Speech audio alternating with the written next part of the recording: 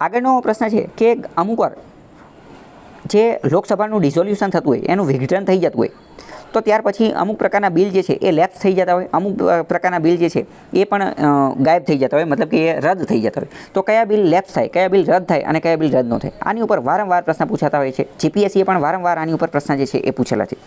તો પ્રશ્ન શું કહે છે? પહેલું એવું કહે છે કે આ bill pending in the Lok Sabha lapses on its dissolution. કોઈ બિલ જે છે એ લોકસભાની અંદર પેન્ડિંગ પડેલું છે તો લોકસભાનું વિઘટન થશે તો એ જે છે એ લેપ્સ થઈ જશે. તો એ વિધાન બિલકુલ સાચું છે, કારણ કે લોકસભાની અંદર હવે એ પેન્ડિંગ પડેલું છે, બરાબર. તો એ લોકસભાના વિઘટન સાથે એનું શું થઈ જશે, એ પણ રદ થઈ જશે. બીજું શું કહે છે કે આ bill passed by the Lok Sabha and pending in the Rajya Sabha.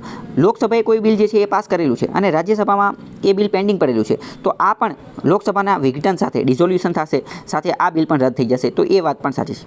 મેં આની માટે તમને એક ટ્રીક કીધેલી છે. શું ટ્રીક કીધી? તમારે ખાલી એટલું યાદ રાખવાનું કે લોકસભાને એ બિલ ટચ થાય છે કે નહીં. લોકસભાનું વિઘટન થયું એની પહેલાં એ એને અડે છે કે ન થતું. શું લોકસભાનો એમાં કોઈ રોલ રહેલો છે? લોકસભાએ એમાં કંઈ આડું અવડું હળિયા કરેલા છે? જો હળિયા કરેલા છે એની અંદર લોકસભાનો કોઈ રોલ રહેલો છે તો એ બિલ જે છે ને એ લેપ્સ થશે, એ રદ થશે, બાકી નહીં થાય.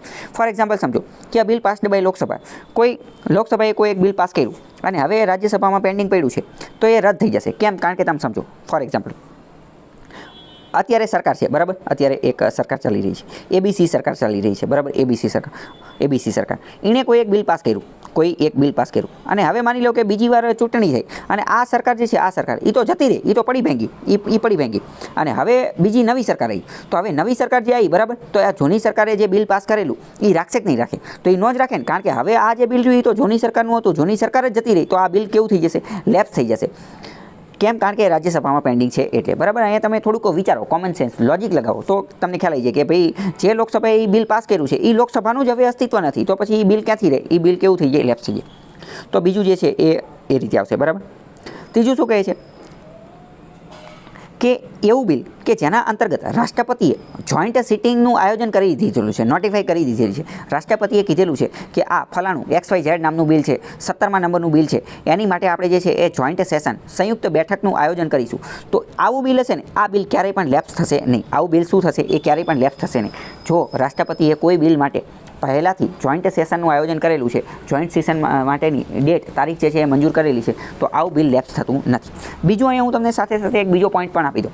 જો રિમૂવલ ઓફ જજીસ of high court or supreme court, હાઈકોર્ટના જજને અને સુપ્રીમ કોર્ટના જજને કાઢવા માટેનું કોઈ બિલ હશે તો આ બિલ પણ લેપ્સ થતું નથી. આ બિલ જે છે એ પણ લેપ્સ થતું નથી. તો આના આધારે એ જવાબ આવશે. તો જવાબ શું આવશે? પહેલું શું કહે છે કે આ bill pending in the Lok Sabha lapses on its dissolution. લોકસભામાં પેન્ડિંગ હશે તો એ રદ થઈ જશે. પહેલું વિધાન સાચું છે. લોકસભા એ કોઈ બિલ જે છે એ પાસ કરેલું છે અને રાજ્યસભામાં જે છે એ પેન્ડિંગ છે તો આ પણ કેવું થઈ જશે? રદ થઈ જશે. તો એ વાત પણ સાચી છે. અને રાષ્ટ્રપતિએ જો જોઈન્ટ સિટિંગનું આયોજન કરી દીધેલું છે તો એ જે છે એ પણ સાચું પડશે, બરાબર. તો જવાબ શું આવશે?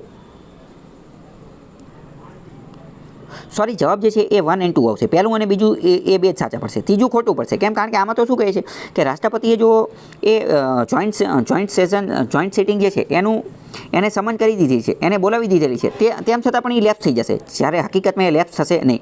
જો રાષ્ટ્રપતિએ કોઈ બિલ માટે, મેં તમને પહેલાં જ કીધું કે રાષ્ટ્રપતિએ કોઈ બિલ જે છે એની માટે જોઈન્ટ સેશન, સંયુક્ત સત્ર જે છે એ બોલાવી દીધેલી છે, એની માટેની જાહેરાત કરી દીધેલી છે, તો પછી એ બિલ લેપ્સ થશે નહીં. જ્યારે આમાં એમ કહે છે લેપ્સ થઈ જશે.